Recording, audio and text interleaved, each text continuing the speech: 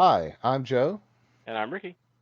and this is the season 3, episode 9 episode of the Beer and Broadband podcast. It should come out on June 1st, 2020. And we got some stuff that's a little bit of a departure where we're going to talk about, beer, of course, but we're also going to talk about like PlayStations and Xboxes and Nintendo Switches and board games and all that stuff that has to do with gaming while you're also supposed to be staying away from people. so, um, but first, let's talk about the Raleigh Brewing Royal Black Lager.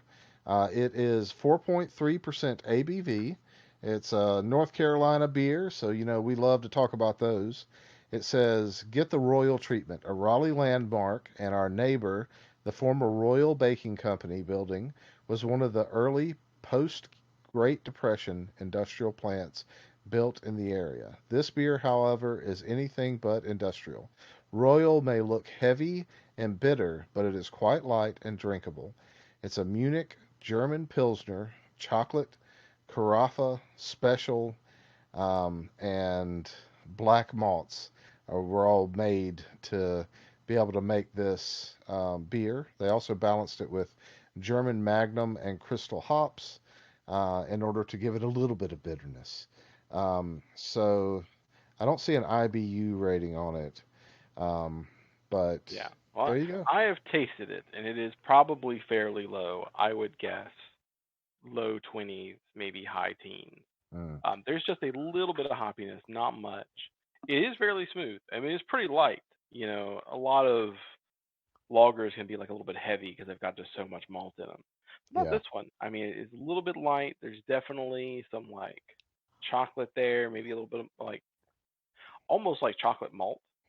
Like if Mhm. you like not just chocolate and not just like the malt from in there, it's almost like that kind of malted chocolate sort of feel. Um, and then maybe coffee.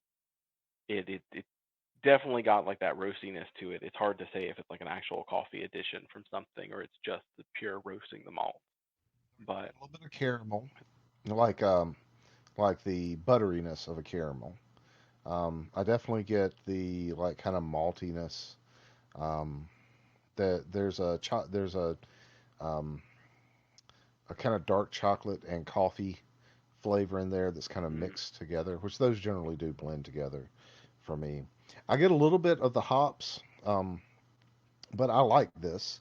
Um, I mean, very sippable. It's a nice beer, I oh think. yeah, it's good. I think the only critique I'd have of it is since it has a lot less malt than your kind of average lager, it's a little bit acidic.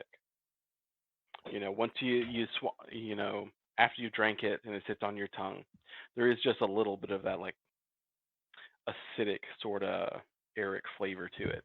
And it's not necessarily bad, but I'm used to finishing with something a little bit more smooth. As dark as it is, it's not very heavy either. It's When I not. It think of is. It is something, really light. yeah, when I think of something that's heavy, and I think of like especially darker beers, that are normally what I think of as heavy. It's not heavy at all. So I think this thing's pretty great. Um, I wouldn't say it's my favorite beer, but it's another one of those that I'd gladly drink all of the ones that I bought. Mm. Um, yeah, so it's a good one. If you like lagers and you like beers that are not very alcoholic, so they're like in that 4 to 6 ABV range, or generally on the lower side of that, and you like beers that are a little bit more complex in flavor because they are.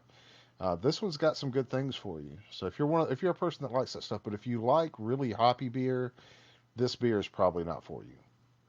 Yeah. There's a little bit, but there's not enough to satisfy somebody who like really likes that sort of flavor in like an IPA or something. Exactly. So, um, let's talk about the PS5 and the Xbox Series X. And they've been, I mean, people are bored and at home right now. They're not Hmm. really getting out and going places. So they probably don't have anything better than do than fanboy about whatever their favorite console is. And I know we don't really do that too much. Both of us have owned PlayStations in this last round of consoles, but I know I have a Xbox 360 before the, and I loved it, and I had a PS3, and I've had an Xbox, and so the original Xbox, PlayStation 2, PlayStation 1.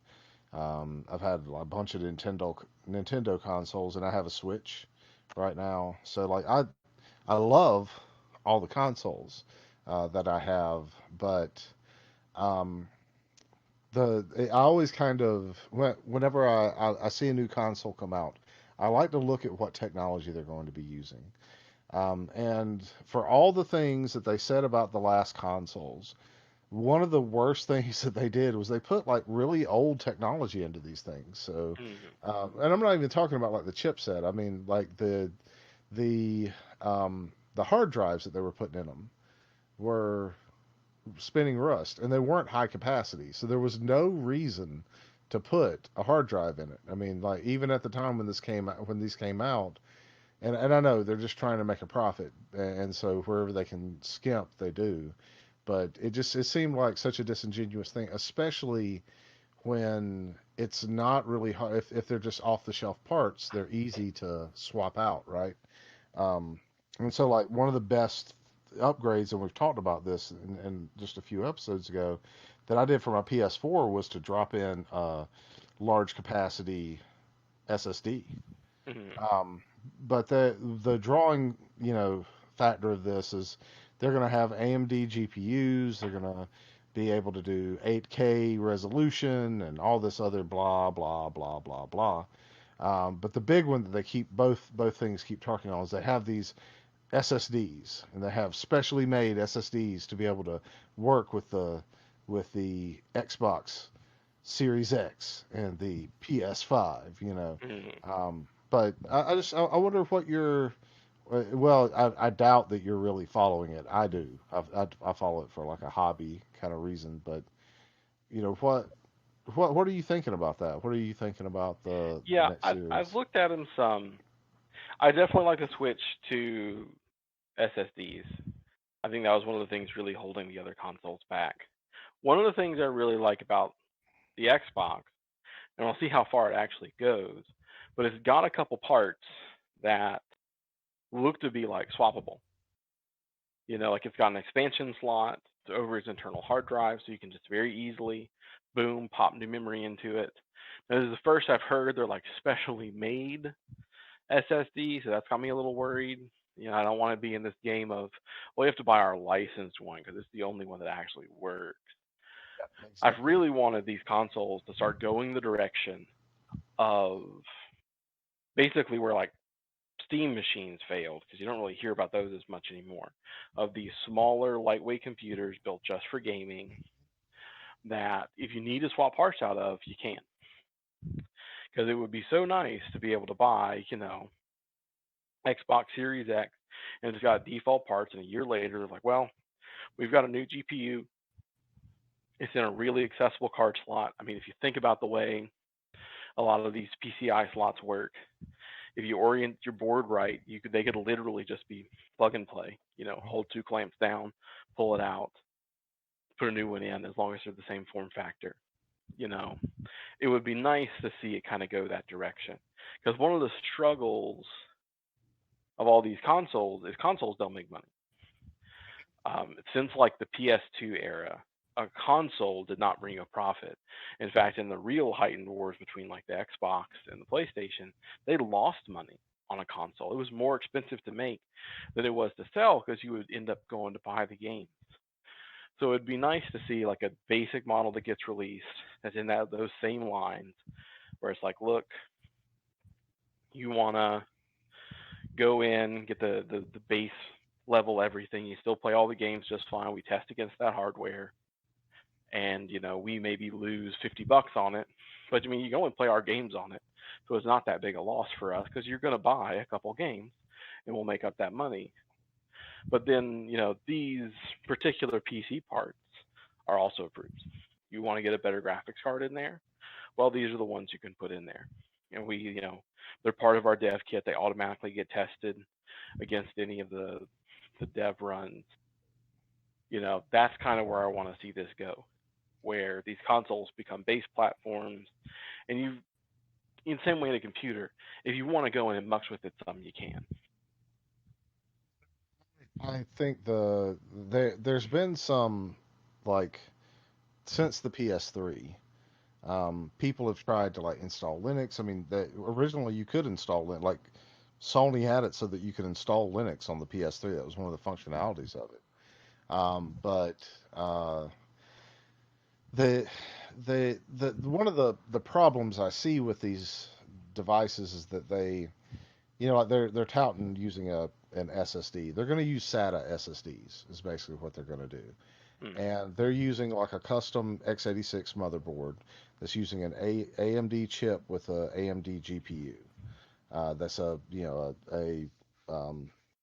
graphics onboard graphics type situation, and it's got some VRAM and everything like that. But the operating system they're putting on it just it's like a very super lightweight operating system that you can only install the things that they're setting up, and then they just optimize everything like in the dev kits and everything like that. I'm not sure, just knowing what I know about how hardware works, I would be very interested to see what they could do with like a swappable graphics card, being able to turn off the internal GPU and swap that out. But the things that I think that they could really um, have some sort of advantage on is particularly storage.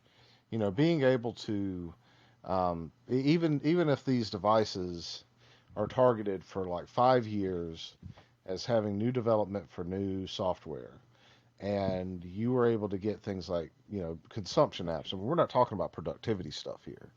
So you're able to get like a device that has updates that it gets games, and you can maybe browse the web and maybe like play some media on it, like watch movies and stuff like that. And it's more powerful than something like, a Raspberry Pi or a DVD player or something like that.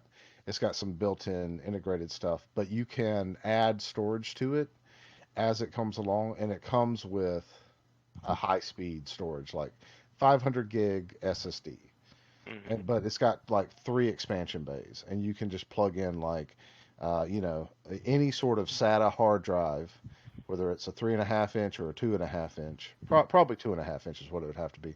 But you can plug in any 2.5 inch SATA hard drive, whether it's mechanical or SSD, and then that'll just run. And I think I would be happy with that. I don't expect it to be anything more like a PC than that. But I mean, it is a PC, and that's what they should treat these things like. They're just low powered, inexpensive to purchase, maybe not inexpensive to manufacture because of all the crap they put into it, but inexpensive to purchase PCs. Yeah, yeah. I think that's the way to think about it. That's the only real way you've got a lot of path moving forward. And at least for Xbox Series X, I'm not sure about the PlayStation. It does have an expansion bay for additional graphic. I mean, not graphic, for additional memory. Memory, Now, yeah. who knows if you're going to have to use their special memory? But if you don't have to, yeah. I mean, I think I read it comes with an internal 1 terabyte SSD, and you can match it up with something else. I don't know if there's a maximum limit on that expansion slot, but you can definitely put in more memory and kind of a like unplug it from the back, plug it in, don't have to open the case sort of thing. I want to make it clear that it's when you're saying memory, you mean storage. Like Yeah, you can put yeah. another terabyte of You can put storage more into it. storage in. Yeah. Yeah, because I know what you mean when you say memory, but memory is actually a separate thing. Just for our viewers that our listeners that maybe like, no, that you can't put more RAM in a in an Xbox Series X. That would be great if you could. Imagine having a computer like that has like 32 gigs of RAM. That would be awesome. But I think that would. I mean, what's the difference between that and a PC then? Why not have a 16x graphics card slot and be able to update this whenever you want to? You're just running on a slightly older processor, and you can just run games on a RTX level graphics card or whatever. You throw an AMD or a, but I don't think that would ever happen. So, but yeah, the storage expansion is. I mean, but so that their storage expansion or the way they're showing it is like in a little proprietary case. So I'm not sure unless you can open that case up and just swap the thing out. So either it's a sled that you can put that in, and that doesn't seem like the sort of way that Xbox and that Sony and Microsoft have ever gone with these things before. Um, it seems more like something that you're going to have to buy. They're going to sell you like a terabyte of expansion, and Yeah, then you can maybe. throw that in. Yeah, they probably want you to buy their. It's a way because that the way that they make money off of stuff when it's either the games and the licensing they get for the first party games or the extra materials that you buy. So the VR headsets, um, the extra memory, the extra not the extra storage, the extra controllers, and so on and so forth that you buy with it. And it does look like it is a Seagate device, so it's probably a Seagate SSD. Um, Fun times ahead for that. So there is something else that happened recently um, that's in the gaming world that's kind of interesting. Nintendo Switches in this time of self isolation have become very scarce for everyone. Like Oh people are yeah. just buying them up, and then they're selling like they're buying them, and then because people want them, they're selling them on eBay for sometimes two or three times the price that you could just buy it at retail. Oh yeah. Yeah. And a regular person, you can't beat them because they're using bots to do it. They've got Yep. automation set up that's buying them as soon as they come available. You go to these like stock trackers, and they'll like Walmart will get a new set of stock in. It'll be sold within 45 seconds. Yep. A human Exactly. can't even go through a cart that quickly. Yep. But these bots, boom, they eat them up. They throw them up on eBay. And from what I understand, they're not selling super great on eBay. People just No. started buying lights, so now they've set up bots, and they're starting to try and buy out the lights too. And I'm gonna admit, if you're one of the people, very chances low you're listening to this podcast, but if you are one of these people, you're gonna lose so much money. Like I know you're making like a 100% return on every one you sell, but like my wife was dead set on the Switch. She that's what she wanted. We got her a little stimulus money. She's like, I'm gonna go buy it now. Couldn't find one. She animately refused to pay even the small markups, even the markups that were just $50 or $100 more. Wouldn't touch them. And we just waited until a light was available in store, and she bought one there. Like, I obviously don't know the whole numbers for this weird bootleg industry, but I can't imagine you're selling them out. Someone is going to get the short straw, and they're going to be just like with the people that bought like a million fidget spinners to resell online. You're going to have a bunch of switches, and no one's going to want to pay full price off of eBay for the Switch when they can go to a regular store and pay full price. So you're going to have to sell it for a little bit less, and you're going to start losing money. You're probably going to be one of those people who after it comes back out, the best you're going to be able to do is I've got a new Switch on eBay, and I am going to be able to sell it for retail cost. Yeah. I'll tell you, the people though that I think are really making out, that are being a little smart about it, are the people selling the broken Switches. Because I went and checked those. Because you used to be able to get like a broken Switch for like almost nothing, like 40, $50. But now those broken Switches are like 150. And I did consider that. It's like I could buy two broken Switches and put a working Switch together. Yeah, Because a lot of for these ones with broken ones will kind of tell you what's there, and it's not a hard repair to do. So I bet those people are getting some yeah, return, like the yeah. refurbishers. But the people buying them wholesale and trying to resell them, I don't know if that's going to go anywhere for you because Nintendo has said that they're going to Wholesale. They're increase buying their them stock. retail. They're Well, buying yeah, them I mean retail. they're buying them Yeah, retail, but they're using kind of wholesale practice. I'm going to buy your whole inventory right now because I got this bot to do it, sort of thing. But yeah, these people buying them just directly from the stores, I don't think you're gonna make your money back because Nintendo's already said they're gonna increase how many they're making. It was not a huge increase, like 10%. But every time we go to the store, we still see one or two lights in stock. Occasionally, we'll see a regular one in stock. There's people still able to go get them from their local stores Yep. because you can't buy out the local store online. Yep. So the only people you're really putting the screws on are maybe people that just aren't near stores, or maybe like super lockdown states like New York. But I mean, I'm sure some people have turned a profit. People who maybe started and got in, but the people that are still doing it a month after it kind of started going out of stock, I can't imagine they're not just doubling down on, no, we have to keep them scarce because I have to be able to sell them. It's like the person that keeps buying the stock as it starts tanking.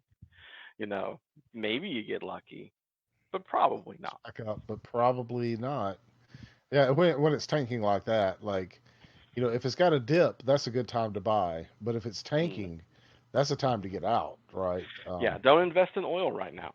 Right. The person saying, "Well, I'm going to buy all these barrels of oil at this super low price and then store them and have to pay the storage fees." Well, hopefully everyone gets out of lockdown soon and people start buying oil again. But if not, you're just paying a whole bunch of storage fees on something that's price might not escalate immediately.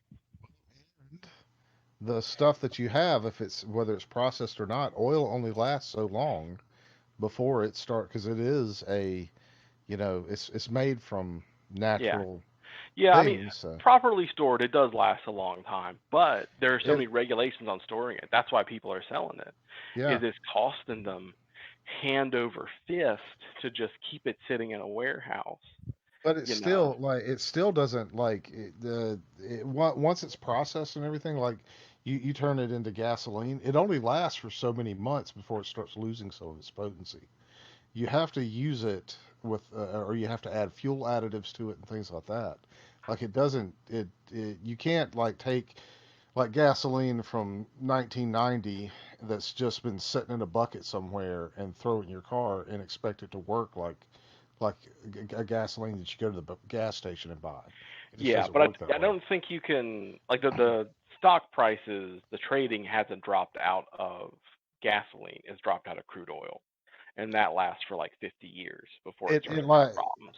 it lasts in its raw form, but it still starts to Yeah. lose its potency. That's why you need to get it out, get it processed, and then get it shipped off to someplace. You can still make products from it, but there's like it's like getting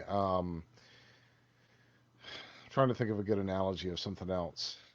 So like like yeast, like if you get when you get like a batch of yeast and you've gotten it and it's good and the colony's good, the colony's live and everything like that, you can reuse that. But if you just let that set in a bucket for a while, even though it'll last for a while and you've got like stuff and it may go dormant and everything like that, some of that stuff's going to die. And the longer you let it set, the more of it dies, the less of it you have to actually have like an active colony, right? Oil, it's not a one-to-one comparison, but it kind of works similarly to where like the longer you let it sit, the less. I mean, crude oil, unprocessed oil, once it's out of the ground, the longer you let it sit, the less potent it is. Basically, is what I'm saying. So, like, you want to get that stuff processed and to market faster. And the longer the whether the stock's good or not, if you're buying up oil, for the stock market has less to do with you buying up like and ultimately in some capacity perishable good. You probably, I mean, like you said, it'll last for 50 years where you've got usable things that you can get out of it. Like you can get petroleum jelly and things like that out of it to be able to reuse. So there's some way that you can reuse it. You can get greases and things of that nature. But eventually that stuff starts to break down, right?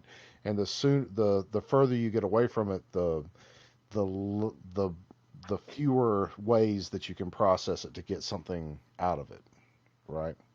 And Yeah, maybe. I might have to re-review that. I took some environmental classes that my knowledge contradicts what's being said, but maybe I'm incorrect on that.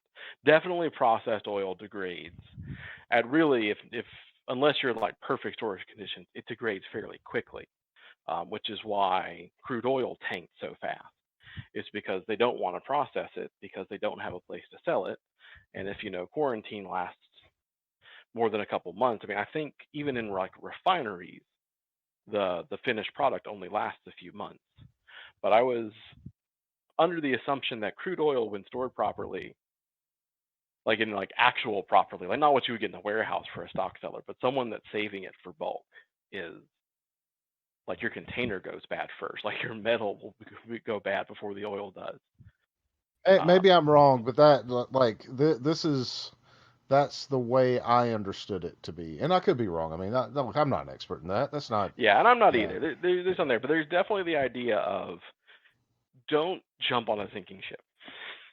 yeah. If you were trying to say I'm underwater because I have so many switches and I can't sell them all, or people won't buy my 800 900, because that's another thing I've seen is the prices on eBay are going up, which indicates to me that more people are like, well, okay, I'm selling them slower, so to make my money back, I need to charge even higher, because you've got some people racing to the top on how expensive they can get on some of these things, and I'm not convinced they're selling them at a super fast rate.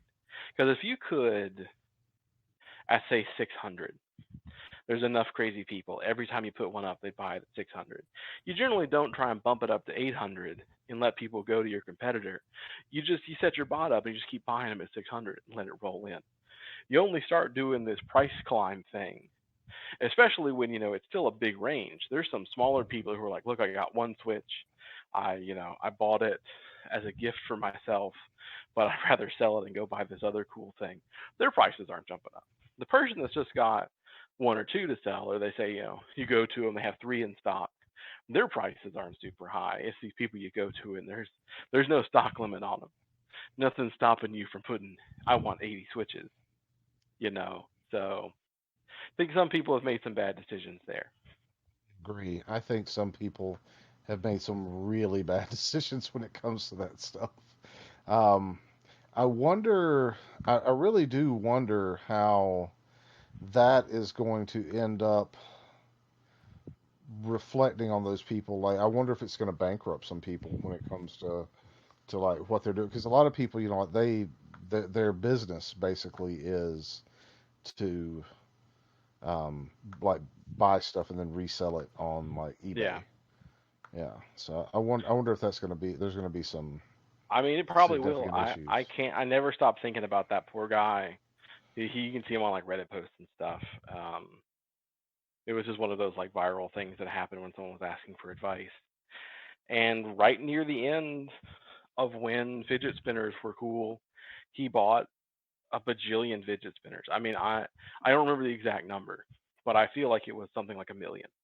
Like he spent hundreds of thousands of dollars to buy bulk fidget spinners, and then they weren't cool anymore, so nobody was buying them. And now he had a warehouse full of fidget spinners. Like he bought enough. He needed like storage space, and then he didn't know what to do. Like, be careful jumping on trends. There's something to be said about. There's a lot of people on Amazon that are like that. That they try and guess what the cool new $5 kitchen toy is going to be. This cool new egg cracker or something, and they buy a bunch from China and they sell them and they make a profit. But don't go into debt to do it. Nothing's ever a sure thing. There's plenty of people that when bitcoins were $22,000 said, "Screw my 401k."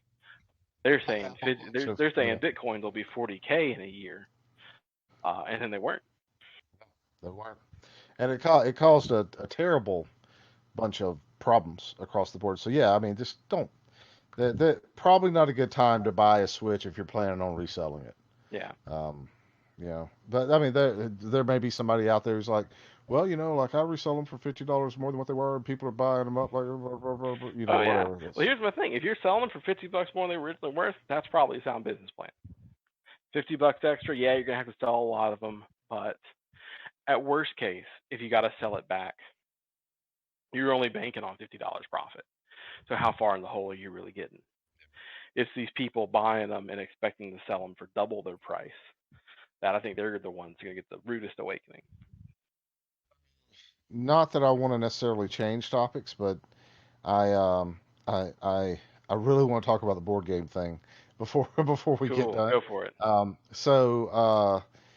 Have you played any board games with anybody like online since being locked down or anything like that? I have not, but I've been thinking about it.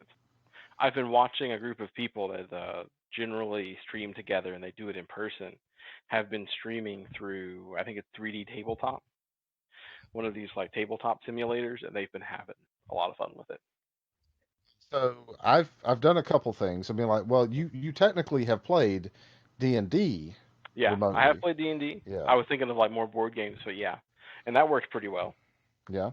And so, there's several ways to do that, and we've talked about that. Like you can play like with a camera on a board, and then just have everybody in a, like a WebEx or I wouldn't say a Zoom, but a Skype call or a Hangouts or something, and then, you play. Or you can use a couple of different things, but one of the things that I've kind of looked at is like, so there, there's apps that have things that you can do, like online services. So like Hmm. Takedo, for instance, that's a board game that I know we've all played and enjoyed. And we got together with some friends, got together on like a Hangouts call, talked, playing, everything like that. Started playing. We played a game of Dragonwood together. Each of us had like a version of the board game, played it Hmm. together. That was kind of janky, but it worked. But then we got and started playing Takedo, and while we're all sitting around talking and having a good time, I mean, it's a virtual experience. That was great.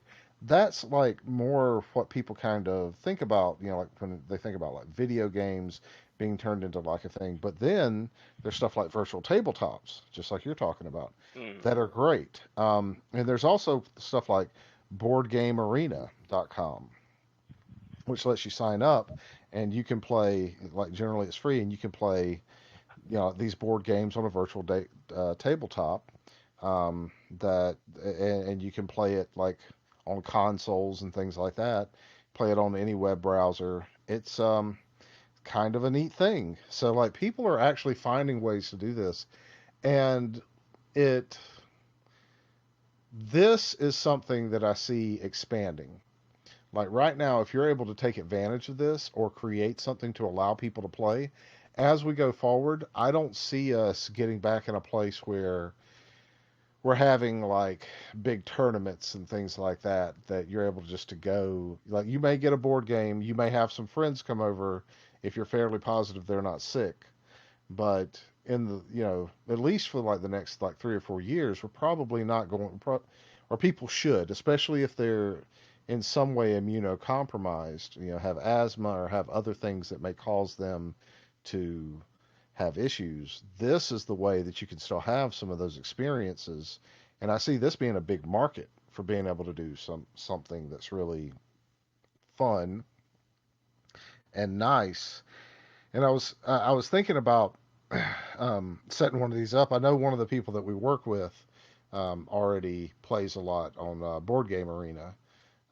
So, and we play virtually through Fantasy Grounds every week and everything for D&D, and then we've been doing our WebEx based um, D&D setup. So Hmm. I think that's probably the future of, you know being able to have some of these same experiences, but you're not really able to be together. You know what I'm Yeah, saying? yeah. I'm definitely gonna watch some people because I think there's a couple good Let's Plays out there. People who are playing things like Dungeons and Dragons on tabletop simulator. Mm-hmm. Because there's tons of free like little fan made assets you can get. And on one level, like we use Fantasy Ground, and I think that's great because it does manage some of the rules for you. On the other hand, this gives you a lot of freedom of like people still move their tokens around by clicking and dragging, and it's all 3D. And I think even Tabletop Simulator for the people that have VR headsets, it's the same version of it. There's not like a separate VR one. It's just if you're in VR, you just pop up in VR and you can actually walk around and like pick things up and all that good stuff.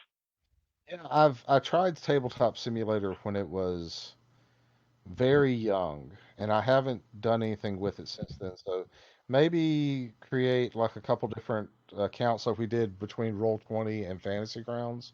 Mm. That was like, have you thought about this? How long we've been playing online D&D? Oh yeah, yeah. It's been quite a while. I mean, it's been so positive that I'm not sure I want to take the plunge yet, but I've been considering putting together a game to DM in some sort of online capacity. I would definitely play. I Oh haven't yeah, been able the to. invitations would definitely go out to everyone that we currently play with, and if we fell short, I might look for other people. But that's actually one of the motivations. I really like DMing, and I know you like playing, and I feel like you don't get a lot of chance to play, and I don't get a lot of chance to DM. So, We could definitely also swap it around where you're the one who DMs next time, next adventure for our group. Let's talk yeah, about that. I think that this isn't the place to talk about it, but yeah, yeah, I think from like a technology standpoint and like talking about it, like on the podcast here, we should definitely evaluate a bunch of these different ones and then just kind of discuss what are the pros and cons of the different ones hmm that we have out there. I think that's a future episode, probably for the second half of the season. yeah, We can yeah. during That'd the be a lot of summer. fun. Yeah, let's do that.